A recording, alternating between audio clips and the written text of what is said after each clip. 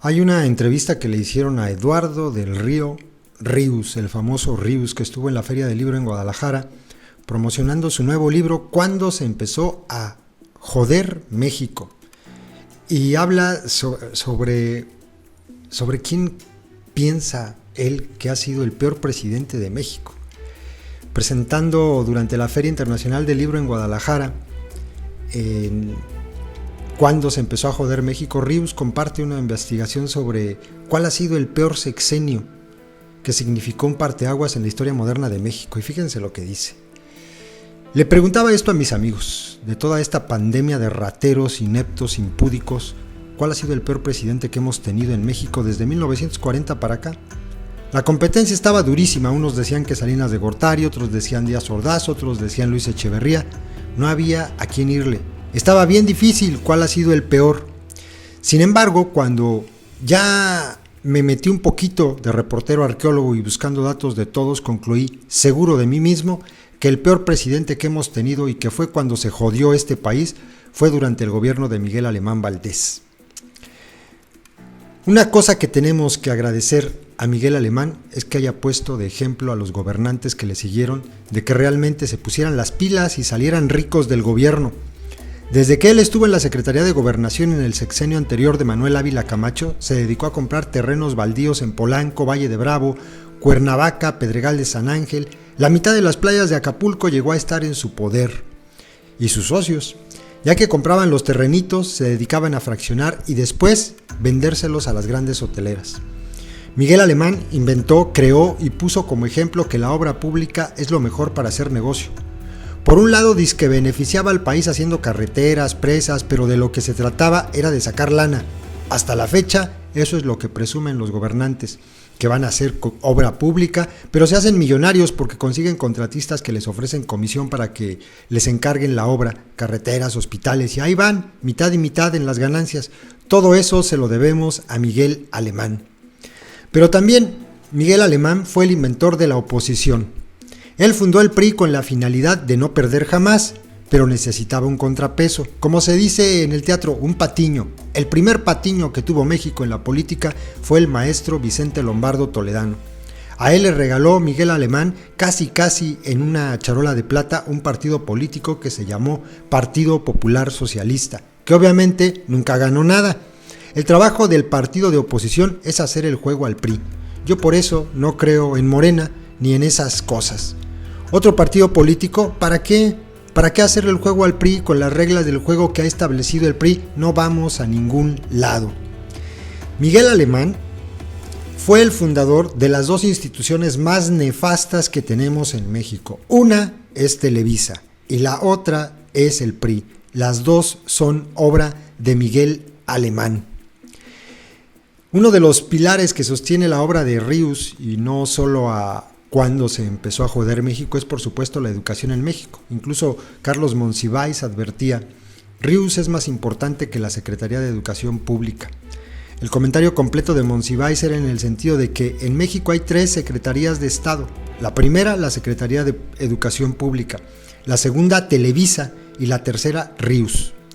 Dice Ríos que él agradece sus palabras recordándolo con nostalgia. Y vuelve a insistir sobre el tema de cuándo se empezó a joder México. A partir de Miguel Alemán cambió el objetivo de la educación en México. Cuando era presidente Lázaro Cárdenas, la educación estaba destinada sobre todo a los indígenas y a la gente pobre.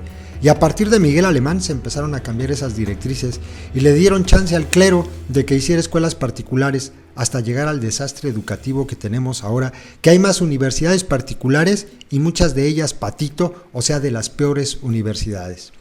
Entonces, yo entiendo que hay muy buenos maestros, pero están llevando a cabo la educación por un método equivocado.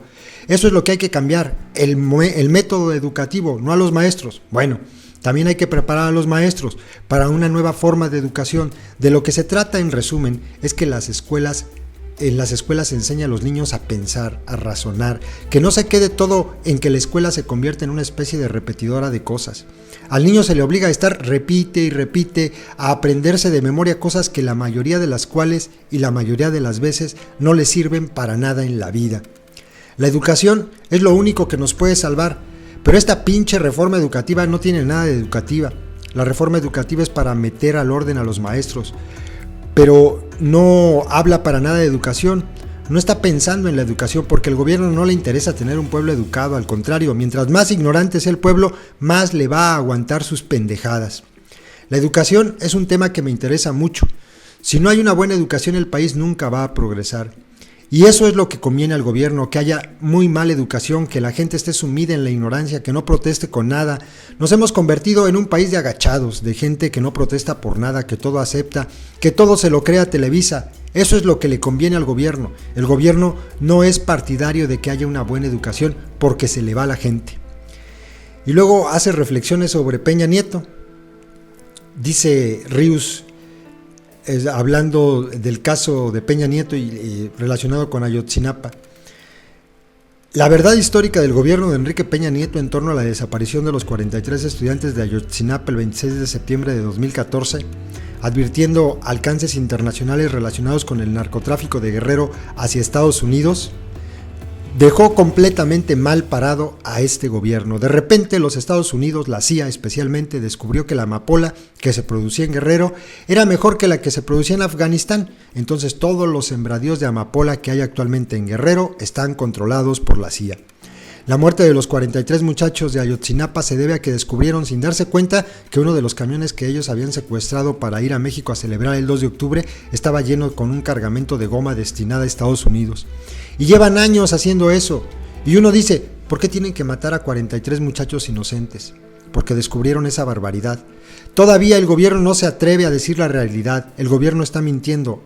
El gobierno está metido hasta las manitas en el narcotráfico. Y todo eso se inició desde tiempos de Miguel Alemán. No ha parado. Cuando la gente empiece a razonar, a pensar y se empieza a dar cuenta de lo que está pasando, ¿qué va a pasar en este país? No digo que van a levantarse en armas, porque eso está cañón, pero algo tiene que pasar. No podemos seguir aguantando esta situación de veras absurda. Ya para concluir, dice Ríos sobre su libro Cuando se empezó a joder a México, arguye que el peor sexenio ha sido el de Miguel Alemán, pero no duda en pronosticar sobre la lamentable administración de Enrique Peña Nieto. Enrique Peña está haciendo muchos méritos para ser llamado en poco tiempo el peor presidente que hemos tenido. Por lo menos uno de los más tontos, por no decir pendejo. Estas son las palabras de Ríos haciendo referencia a los temas que en la actualidad se discuten en México.